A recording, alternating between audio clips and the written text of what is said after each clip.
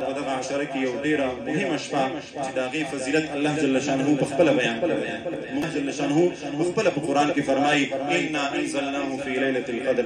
شب قدر دا شپه درته یو لیلة القدر موږ تاسو ورته وایو شب قدر هم وایي. الله جل شانه وایي انا انزلناه فی لیلة القدر، موږ وایي نازل کړو دا قرآن په لیلة القدر کې. وما ادراک ما لیلة القدر، آیا تاسو پوهیږئ چې دا لیلة القدر څه شی دی؟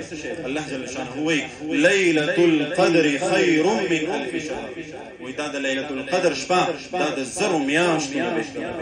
علما وایي چا چې د لیلة القدر په شپه باندې عبادت وکړي، رسول الله صلی الله علیه وسلم فرمایي الله جل شانه به ورته د زرو میاشتو د عبادت نه بهتر ثواب ورکوي.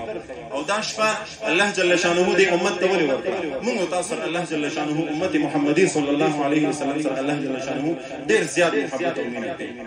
یو ځل رسول الله صلی الله علیه وسلم داسې ناستو صحابه کرام ورسره رسول الله مبارک د بني اسرائیلو د یو عابد د یو عبادت ګزار قصه وکړه چې بني اسرائیلو کې یو داسې کس تېر شوی و چې هغه زر کاله د الله جل شانه عبادت وکړه. مخکیني خلکو امتونو د هغې عمرونه به زیات وو، زر کاله د الله جل شانه داسې عبادت کړی و.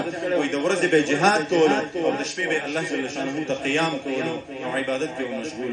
صحابه کرامو چې دا واورېد نو ډېر زیات خفه شو.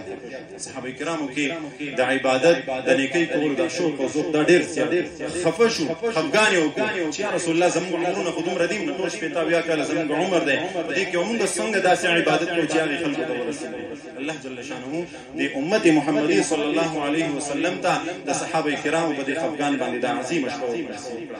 نو اخري لس ورځې چې کومې دي په دې کې موږ تاسو ته پکار دي تاک شپې د رسول الله صلی الله علیه وسلم ته ښودلي دي. یوویشتمه ده، درویشتمه ده، اوویشتمه ده، نهویشتمه ده. په دې باندې موږ تاسو ته پکار دي چې عبادت وکړو. د ماښام نه واخله تر طلوع فجر پورې، تر سهاره پورې دغه شپه وي. په دې باندې موږ تاسو ته پکار دي چې تراویح وکړو، د هغې نه پس خوب لږ په ځان باندې کم کړو، عبادت وکړو، ذکر اذکار کې ځان مشغول کړو. الله جل شانه به دومره عظیم اجر موږ تاسو ته انشاءالله را نصیب کړي.